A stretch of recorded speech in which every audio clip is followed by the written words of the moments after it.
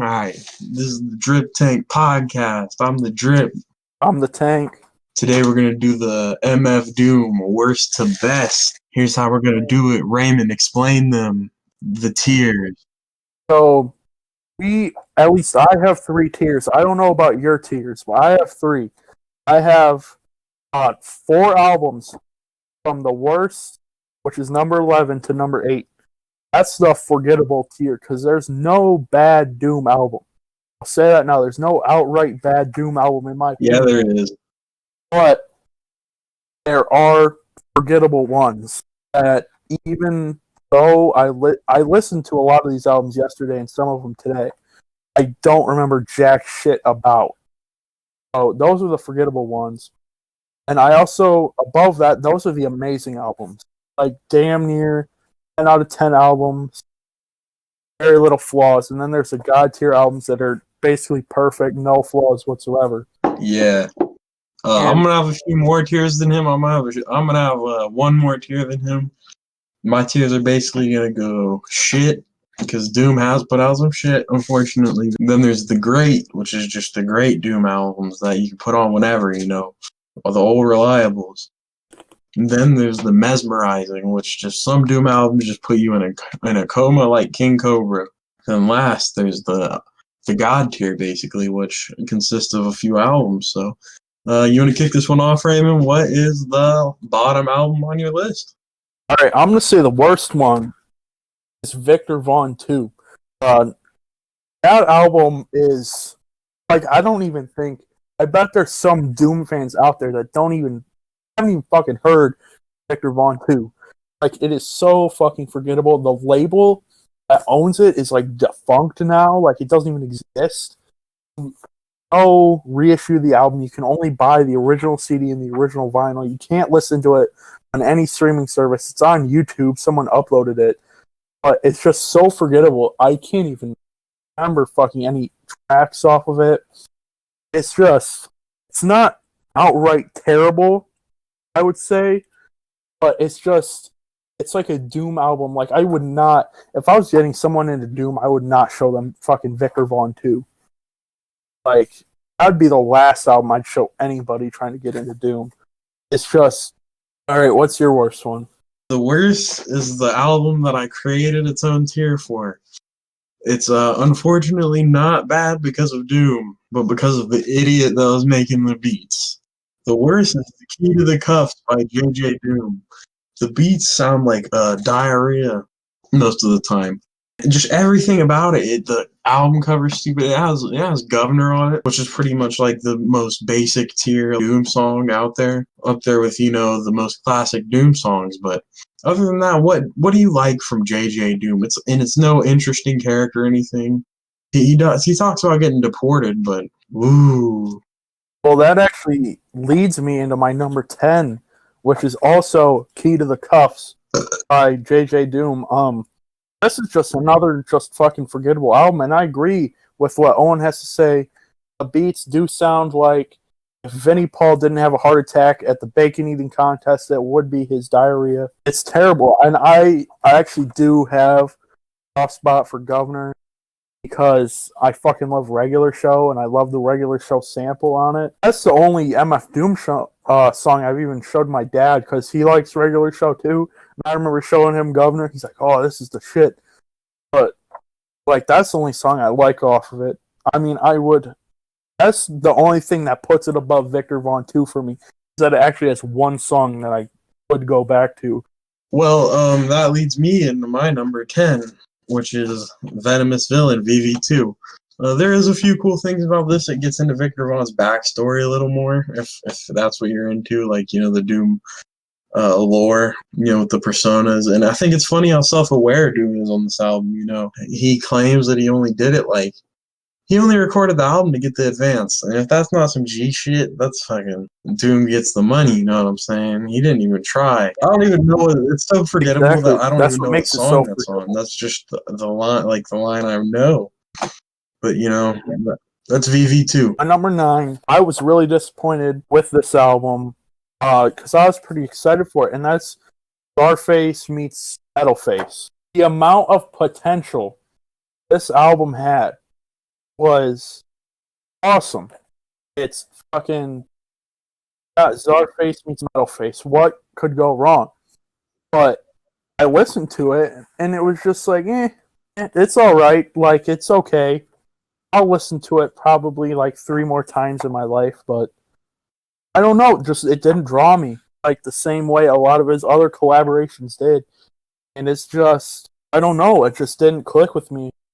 There's some other people I know who really like it, but for me personally, it didn't. It was disappointing, like a lot of other Czarface albums. The only Czarface album I really like is the one with Ghostface. Czarface meets Metalface is probably the second best Czarface record underneath Czarface meets what's it called? It's like Czarface meets Tony Starks. It's Ghostface. Yeah, like that even reminds me of that. Like I don't even remember the fucking name of that album. What's your number 9? This is going to be a controversial pick here. Number 9, entering the OK tier, is Take Me to Your Leader by King Ghidorah. There's something about the persona that King Ghidorah portrays where it's just like a little abrasive. And I only remember I only remember Crazy World, a few other tracks. It's not one that I go back to. It's about a 7.5 out of 10. I think Doom was also kind of trying to get in advance here, but he was also watching a little bit of Godzilla. Godzilla there. But since that's all I really care about the album, the songs aren't there, the beats aren't there, which is crazy because I'm really a big fan of the early Doom era, very big fan of the pre-internet Doom, but let's Take Me to Your Leader. What's your number 9, man? Or my number 8, actually.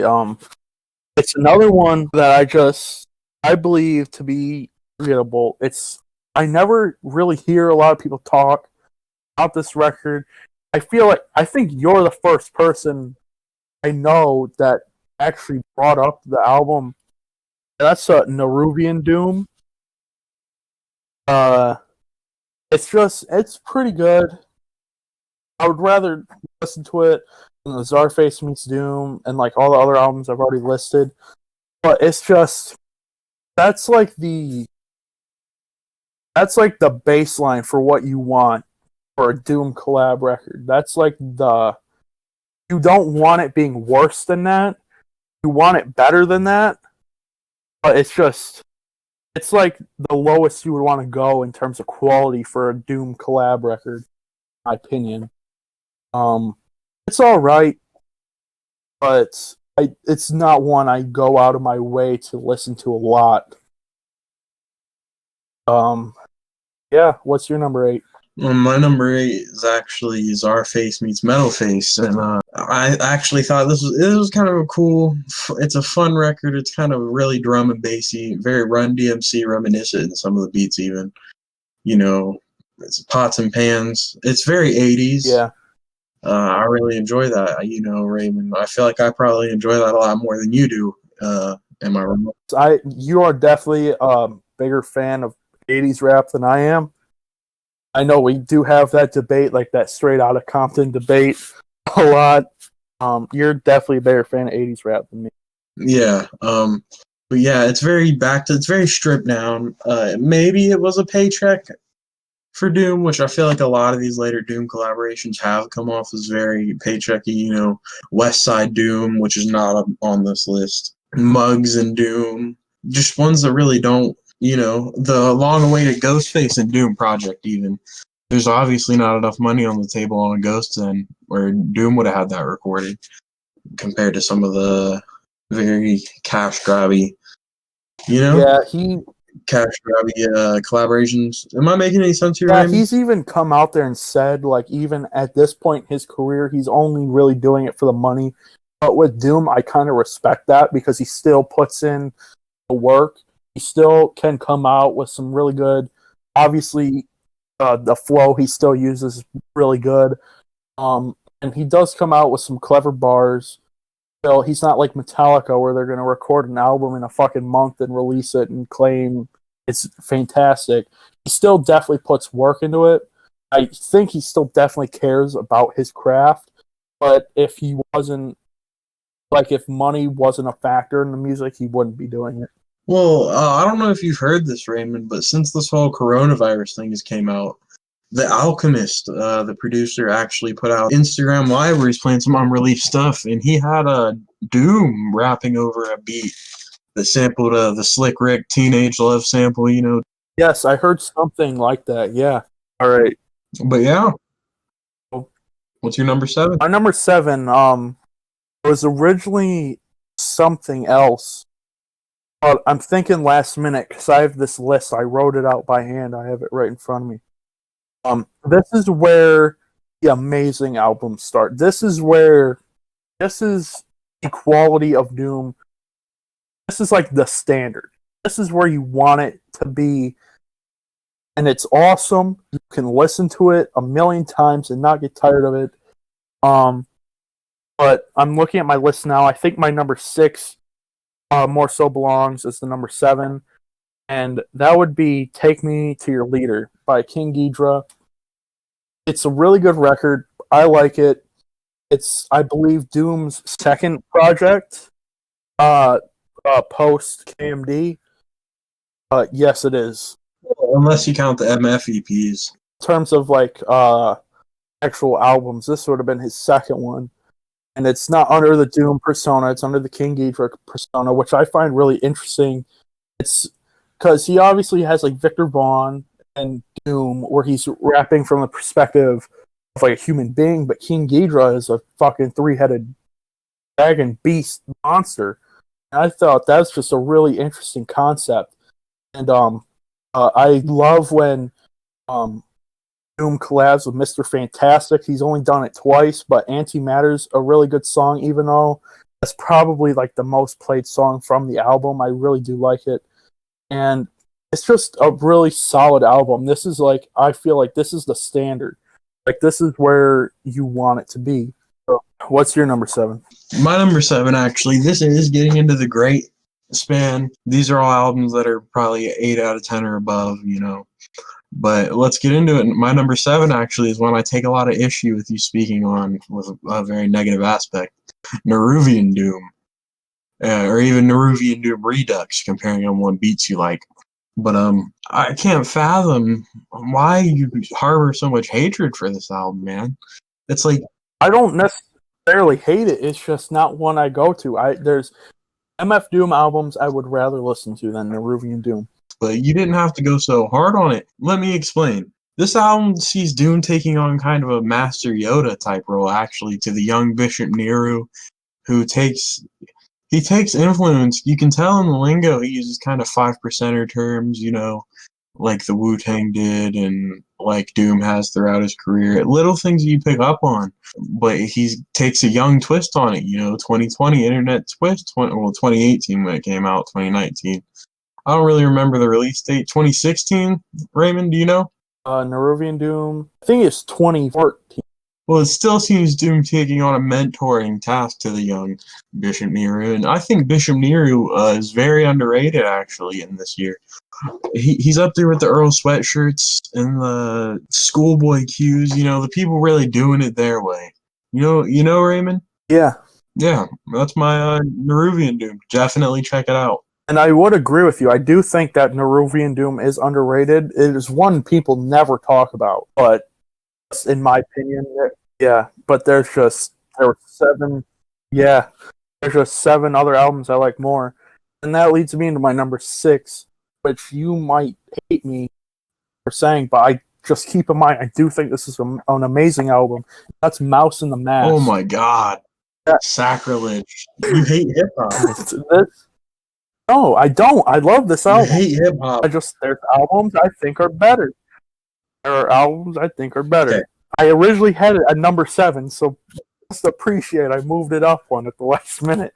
Fucking Mouse in the Mask is crazy, and I believe Danger Mouse and Doom met through Gorillaz, I believe, because Danger Mouse produced a majority of the stuff on Demon Days.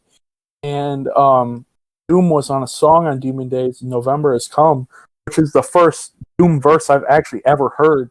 I was about 9 or 10 when I heard it, and I didn't realize I was listening to Doom, but I thought it was good. And then I discovered Doom later on. But House in the Mask, it's a really I think it's really creative. I love the Adult Swim references. There's a whole fucking track dedicated to Aqua Teen Hunger Force. It's awesome. There's nothing really bad I can say about this album. Some people said the Adult Swim references haven't really aged well. I also think I really do like them because I like Adult Swim now because I'm a teenager. I'm 18. I really do like Adult Swim. So maybe time will tell me otherwise. Maybe 10 years from now, I won't like it as much, but I really do like the Adult Swim aspect, and I think Danger Mouse's production on it is really good, and I think it fits with Doom very well. And I don't know, just check this out. This is another one I don't feel like people talk a lot about. And also, if you haven't heard the song on Demon Days by Gorillaz, November Has Come, Doom is really good on that song as well, so you should check that out as well. But yeah, what's your number 6? My number 6 is actually Vaudeville Villain, and I'm actually at a loss for words with your list, Raymond, because ours are so very different. Now, Vaudeville Villain is the original to the VV2, which we talked about much earlier. We got that out of the way as fast as we could because, frankly, there's not much to talk about. It's taken on the persona of Victor Vaughn, which is a younger, more naive cat, as Doom explained him as in the Red Bull Music Sessions recording that he did, which is a great interview. If you haven't heard it, by the way, probably one of the best Doom interviews out there, if not the best. He really sits down and gets to the essence of what Doom is and what Doom was and KMD. Have you seen that interview, Raymond? No, I have not. All right, well, you're gonna have to check that out. The beats on it sometimes can grate on me a little bit. It's a very digital production, very glossy. Metallic even, but it's like a 9.5 out of 10. There's just albums I like more, like Raymond has said, 5 albums I'd rather listen to. But yeah, Victor Vaughn, please listen to it. Classic songs, Let Me Watch, everyone knows lines from Let Me Watch. What else, Raymond? What other lines from Let Me Watch? I'd rather masturbate than fuck with Vic Vaughn. Yeah, and that's some deep shit too. Like, he literally hates him so much. At that point, she's like, fuck you, dude. I'll fucking masturbate. I'll never fuck with you again. Well, she never did. If you listen to the song, she never did in the first place. He was just so excited, I love that song too because it's like they're at a point where they do love each other. They haven't really fucked around yet, but they do share that with each other, and then it just fucks it up. And even after she is, talking to him like, I won't fuck with you, I hate you, he's still like, let me watch. And it just kind of proves how much of a sick fuck he is. And I just think that's awesome. There's also songs like Radon, of course. Oh, you want to snap, piss, face the way you be in other people's business is a disgrace. And really, if these walls could still talk, or if these walls could talk, they'd probably still ignore me.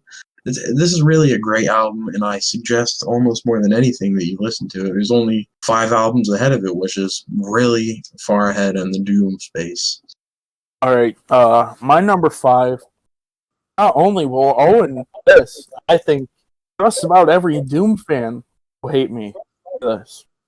I'm almost afraid to say the name of the album, but Operation Doomsday. Oh, I love this album.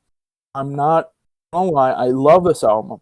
This is an amazing album. This is like a 9.5 out of 10 album. This is right before we get into the 10 out of 10 albums that I can listen to front to back any day. Operation Doomsday. I love this album. It has Doom classes such as the title track Doomsday. It's got Tick Tick, which uses that awesome fucking Beatles Glass Onion sample. I fucking love that sample. His flow works so perfectly with that, how it gets faster and it goes slower and faster and slower. Awesome. It's probably in my top 10 Doom songs. I think it's a really underrated track. And my favorite song off the album is obviously Rhymes Like Dimes, which is just classic. Me and Owen always reference the end of it where he's like, mashed potatoes, applesauce. And it's definitely one of my favorite beats. I do want to see DJ Cucumber Slice on a track again. I just want him to fucking yell mashed potatoes, applesauce on the next Doom project. That I would make the next Doom project my favorite album. But one thing that just doesn't rate it higher is I feel like Doom kind of developed more as an artist on the next albums. I feel like he came fuller into form, and some of like the not the production, but like the audio quality, it's a lot harsher. A lot of them, it feels like the album to me feels like it was recorded very cheaply, which it was because Doom was, I believe, homeless at the time of recording it. I do love this album with all my heart. I know all the Doom fans are gonna be pissed off at me. They're gonna want to fucking kill me. I just feel like that he developed it more on the upcoming albums, and other albums I just come back to more. It's not that I have anything against Operation Doomsday. I just think the other albums are just a hair bit better. So, what would your number 5 be, Owen? 5 actually is Food. Food is my number 5 because this album, a good chunk of it is a pretty much a beat tape with some guy talking about his balanced and healthy meals, and Fig Leaf Bicarbonate, which Raymond and I tend to joke about from time to time. Like, what the fuck even is fucking Fig Leaf Bicarbonate? It's like you blend up a fig leaf into a paste.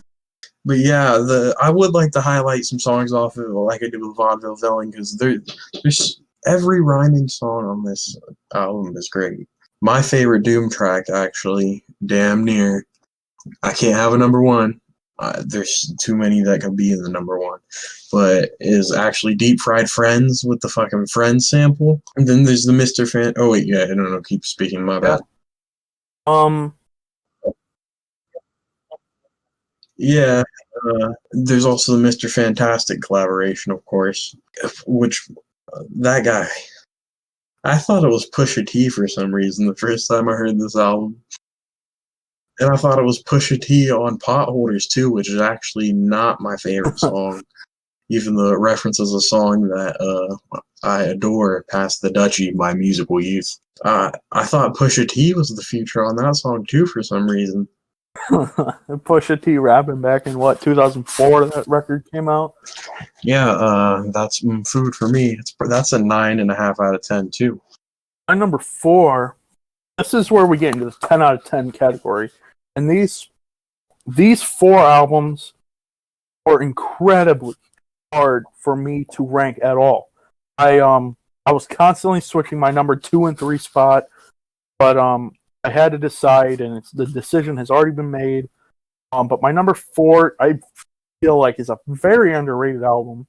Another album that people just do not talk about, except for the homophobic song on the record. That's Born Like This. And I don't understand. So, Batty Boys, okay? For anyone who doesn't know, which I don't know why you wouldn't know, why you're watching a fucking Doom ranking list if you don't know what this song is. Yeah, maybe. Born Like This may be Doom, I feel like, at his most lyrical. Like, that's that, for example, where he's like, crown and cow's dung, crowns flung. Or no, that's not the correct lyric. It's like, found 'em drown and cow's dung, crowns flung. This is where I think he was at his best point lyrically. He is just throwing, like, he could, on this record, he could throw out a song that every single word would rhyme and he would fit with this album completely because it's just fantastic. And everyone disses on it. And one complaint I have, Batty Boys, it's not a complaint with the song, it's a complaint with how people look at the song. They say it's homophobic, they say it's offensive, which it can be, but that's the point. Doom is an evil motherfucker. He's supposed to be homophobic. He's supposed to hate people.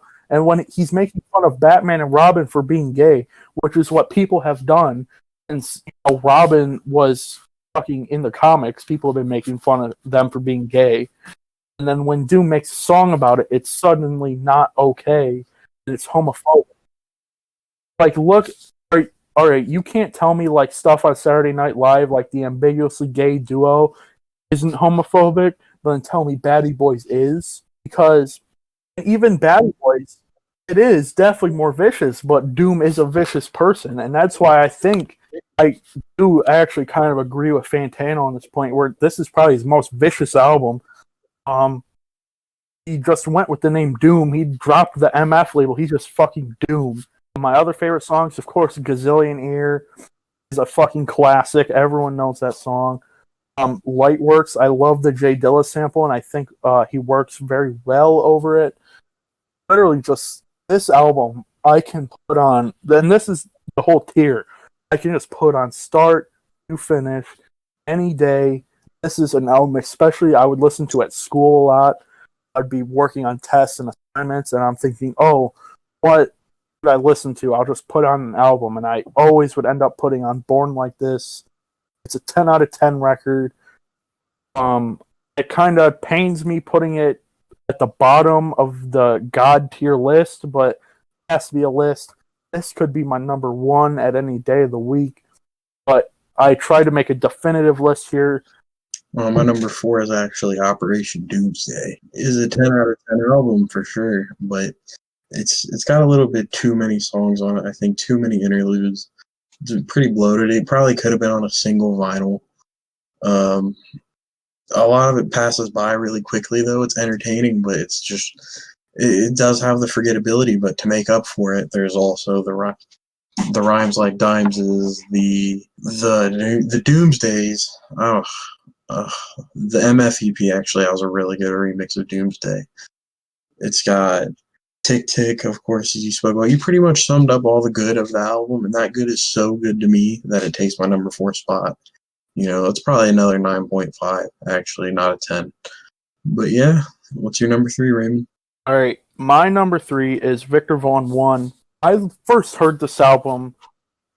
It was one of the last Doom albums I listened to. Like, when I first got into Doom, this was one of the ones I listened to last because I wanted to get through, like, the main Doom first, and then I listened to, like, King Ghidorah. The last one I listened to was Victor Vaughn 2, but I listened to Victor Vaughn 1, Vaudeville Villain, before it. I was like, holy shit, this album is awesome. And when you mentioned the more electronic production earlier, I really like that because Victor Vaughn, he's like a newer soul. He's much younger than Doom, and I think that makes sense that the production is like newer, more electronic, because it kind of just shows like he's younger and Doom is older, so it uses some more like sample beats versus Victor. But Victor is just like an evil motherfucker on this album. Like on Can I Watch and stuff, he's an asshole. And I just think it's awesome. I think it's on the level of Born Like This in terms of just evil. It's just a great fucking album, and I think you did sum it up pretty well your part. So what's your number 3? My number 3 is actually rolling over to a very recent album in your list, Born Like This. This is definitely a 10. It's perfect. Batty Boys, Doom's been quoted as saying, I got friends that's homo. Actually. Or no, I believe the direct quote is, I got friends that's homos. He was just teasing him, guys. Calm down, you know. It's just a joke. It's funny. It's not. He didn't say he's gonna kill him because they were fruits, did he? No, he did say he was gonna rob the Batcave, but he's Doom. He's the villain, as Raymond said. You summed it up pretty perfectly. A few things I think you forgot to mention: the Raekwon feature, of course. Yep. There's a song called Ball Skin. That's really great. The beat on that is just thumping. You know, also the Ghostface sample, who's actually my favorite MC of all time, Ghostface Killer. You know, it's just, I'm at a loss for words speaking about the album. You know, Raymond, I think you did sum it up perfectly. It is a 10. What's your number 2? We're getting into the meat of this. Okay, number 2. This was the first Doom record I ever heard. It took me a few listens to get into it because I feel like Doom can be an acquired taste because he is so different than everyone else. Obviously, you have people now today, like Earl Sweatshirt, who don't copy Doom, but they are heavily influenced by him. In this album, it's another 10 out of 10. It's fucking fantastic, and that's Mad Villainy. It's definitely his best collaboration project. I think you summed it up perfectly a few days ago when you were talking about it, and you said it was the reason you didn't like it at first. It sounds like you're flipping through radio stations. I really like that description because the beats on this album are so varied. You have the first track, Accordion, where it's literally just a fucking actual accordion. It's a fucking literal accordion, and then all over these albums you have these jazz samples. I really love the Figaro sample. The Janine Dr. Lonnie Smith sample is one of my favorites. I also really like Raid, Fancy Clown. Of course, you have All Caps, which is one of the infamous tagline, All Caps when you spell the man's. It's just literally a perfect album. I can listen to this album front to back any day of the week. It is the first Doom album I ever heard. Just every song on it's awesome. Like tripping on the beat, kind of dripping on the beat grinder. It's awesome. Like I don't know a single person except for you when you first listened to it who dislikes this album. Well, I don't even necessarily know if I disliked it at first. It really got me into Doom, and I remember like I thought it was so awesome. Like after the third time I've heard it, I probably heard this album like I don't know, like 20 times. It's ridiculous. I just listened to it. I think I listened to it like twice earlier today. It's fucking fantastic. But like when I show people in the album who aren't really as into hip hop or as into music, it's very jarring. And if you haven't listened to this album, just be prepared for that. It's a lot of different sounds. It's a lot to take in at once. And a lot of the songs are very short. It fits because it's like it's almost like a wine sampler. Like when you go to like a wine drinking thing, it's like you get all these different flavors. You get all these different flavors in one package, and I just think it's awesome. And Madlib's production is fantastic. There's like these little like interludes, and they're basically instrumentals. His persona Quasimodo on the record is awesome. I actually really do like the Street Fighter 2 samples on Do Not Fire, even though it's only like a minute long interlude. When I first heard that, I noticed the Street Fighter 2 samples, and I'm like, damn, that's fucking awesome. But yeah, what's your number 2? My number 2 actually is Mad Villainy, which is an album that definitely grew on me. I think what speaks to more as why I didn't gel with this album as well. I was already a Doom fan. I'd already listened to Mouse and the Mask, Food, and Doomsday. And I also listened to Czarface meets Doom before I listened to this, which is really strange, but c'est la vie. I think Raymond sums this album up really well with the summation that I made previously. It's like flipping through radio stations. It's crazy. The chemistry between Mad Villainy. Dude, I mispronounced it. Madlib and Doom is just, it's RZA and Ghostface level, you know? It's ridiculous. There's a few tracks on here that I'd particularly highlight that you didn't. Fancy Clown, where Victor Vaughn actually makes an appearance. Doom took his girl, and Victor wanted to talk about all the times that he committed acts of adultery against the girl that cheated with him. He said, "You tell him when I see Tin Head, you better be ducking down." That's one of the craziest verses of all time. And also Figaro. When Doom sings, I love it when Doom sings. I forgot to mention that with Born Like This. He sings on Villains, and that's that. Doom sings Una no Ciano. The whole album is perfect, though. You could shuffle this album, and it'd be just as good as if you listened to it all the way through. There's some controversial lines about Kobe on Hardcore Hustle I'd like to bring up. Well, a funny story I actually have with Mad Villainy is last year in my English class, our teacher said, "Oh, if you want to share any poetry, like YouTube videos in front of the class, just send me an email." I was the only kid who did, and I shared a few Doom songs. It was like That's That, Figaro, and All Caps. And he played All Caps because it's the only one without the N-word in it. And obviously he can't be playing songs with the N-word in front of class, but he played All Caps in front of class. I just thought it was awesome. I was the only person who was just like, hell yeah, dude, he's playing fucking MF Doom in front of the class, and everyone was just kind of like, what the hell is this? Like, Mad Villainy, that is a certified 10, not a bad second of music on that album. I have it on CD. It's one of the only Doom albums I own on CD. I have Operation Doomsday on vinyl, and what I'm going to talk about here coming up on CD as well. But yeah, Raymond, so that brings you to number one. My number one, it's food. It's got to be food. Now that may be kind of a generic pick for number one. A lot of people usually put this either number one or close to the top.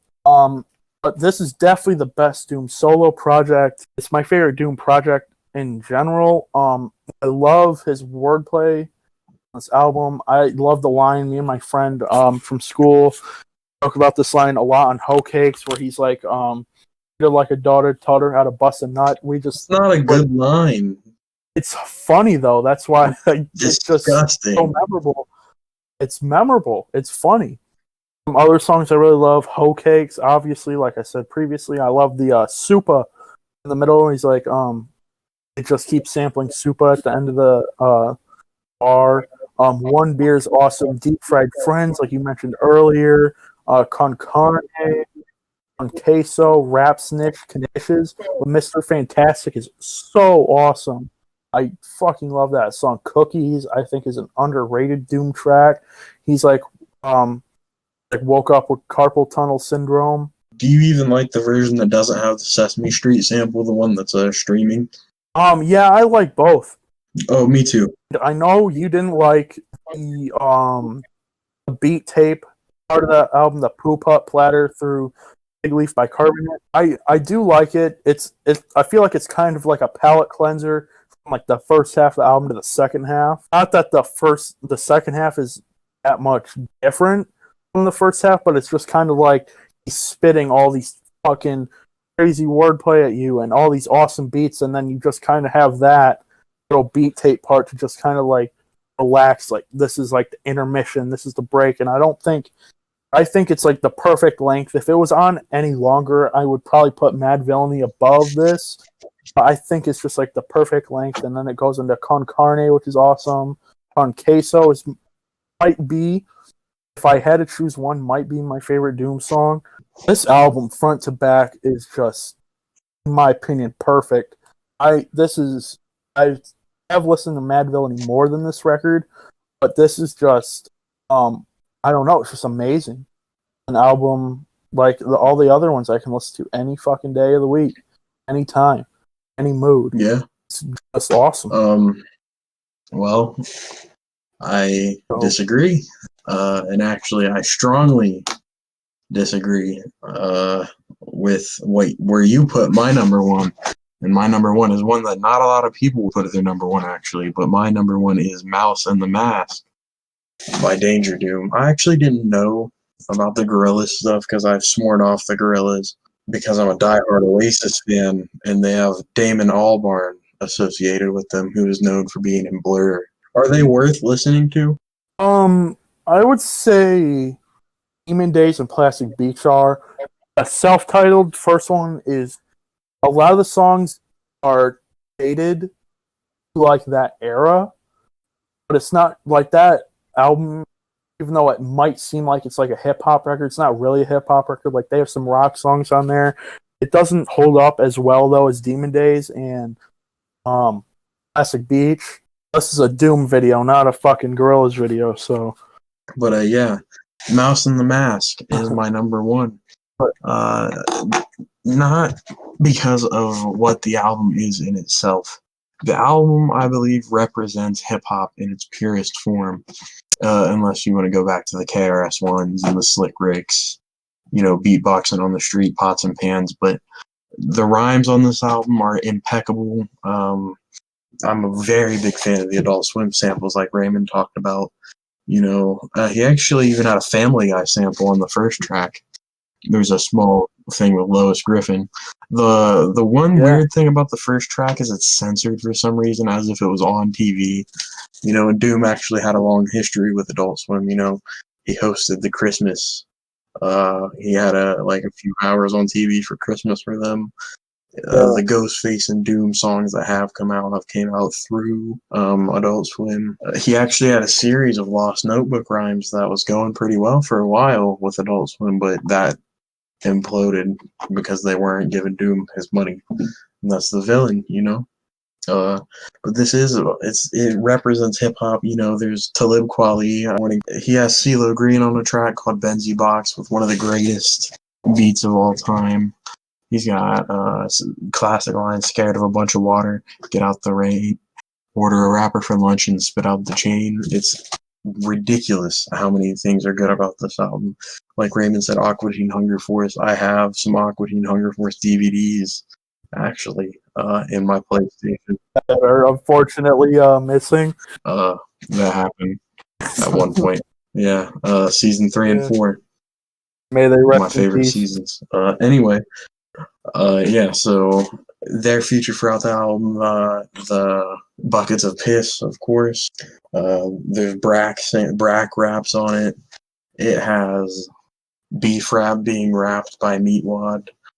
And I love everything about it. The last song, When You Do the Thing, Bada Boom, Bada Bing, not a lot of bling, which I said that backwards, but still, this is my favorite Doom album. I'm so passionate about this album. I'll rep it hardcore till the day I die. Doom is amazing. So I think your list was very good. I think your number one, it does represent, I would say both our number ones represent Doom, his prime. Doom from like 2003 to 2005. Those were his best fucking years. You really can't go wrong with any of the material released within those years except for Victor Vaughn 2, which is just forgettable. It's not even bad. It's just forgettable. I don't even think that should count in his prime, because in his prime he had Food, he had Mad Villainy, Victor Vaughn 1, fucking Take Me to Your Leader, Mouse in the Mask. So many fucking iconic hip-hop albums, which were so underrated at the time, in my opinion, and have only grown in popularity and only continue to grow into popularity to this day. And I think Doom's fan base is just going to get bigger and bigger off those albums alone. I 100% agree. Doom is in my top 5 MCs of all time, definitely. And to end our podcast, I think we're going to have a segment where we do our picks of the week, where basically where we pick something that we want to show to people that are listening that may not know or may even know is something that we really want to talk about. So Raymond, sorry to spring this on you. Do you have a pick of the week? What's your pick of the week, if so? Well, this week I've been listening to a lot of different music. In particular, there's a song I rediscovered from my childhood. I used to play this on, my dad used to listen to college radio a lot. And this may sound, I don't know if you're a Flaming Lips fan. I'm not really a Flaming Lips fan, but Yoshimi versus the Pink Robots Part 1. I just refound it randomly just like a week or two ago. I really liked it, and it like took me back to like riding in my dad's Grand Dam back in like 2004, just listening to that on the radio, and it was mind blowing. I thought it was awesome. My pick of the week is Hi, How Are You? The Unfinished Album by Daniel Johnston. Outsider artist, really famous, mentally ill guy. Supreme actually just did a collaboration with him. One of my favorite, he's a big inspiration to me as a writer, just kind of as a person even. The way he went about things was very interesting. Not to sound pretentious or whatever, but yeah. Do you know anything? Do you know about Daniel Johnston? No, I don't. I'll have to check him out. Show me him after we're done recording this. All right, yeah. So, what's your question, man? All right. So obviously Doom has collaborated with a lot of people, and debatably his most famous records are the ones that he's collaborated with. So what would be like the one collaboration you would want to see? Ghostface, of course, which has been in the works actually since 2005 or something. But every time I see a Ghostface interview or a Doom interview, Doom X Ghost is coming soon. And I've been waiting bated breath for that. I've listened to every leak, every song that's featured the both of them is amazing. What about you, Raymond? I would say I don't want this to come yet, but I think it'd be a very cool, like, when Doom plans to retire, I think it'd be a very cool passing the torch moment if him and Earl Sweatshirt did a collaboration record. Where obviously I feel like Doom would probably produce the project, but I want them to like share songs together. They have collaborated in the past, I believe, but I feel like an album because Earl Sweatshirt is so influenced by Doom. Because I am also I you might not like Earl Sweatshirt. I do. I love Earl Sweatshirt. I just wanted to bring up East because it's the funniest thing I've ever heard in my life. It definitely is, and I actually unironically like E. I don't know why I do, but I feel like when Doom retires, which I could see happening in the next 10 to 15 years, I think it would just be a cool final project. Obviously, I would want his final project to be a solo record, but I think it would be a very cool passing the torch to like the next generation of like abstract hip hop artists to just do a collaboration with Earl Sweatshirt. He was so influenced by Doom. I feel like Neruvian Doom was, in a way, kind of a passing of the torch effort, but one with Earl Sweatshirt would definitely be much appreciated. So yeah, this is the end of the first episode. Stay tuned next week where I try to explain to Raymond why Mein Kampf isn't a comedy book.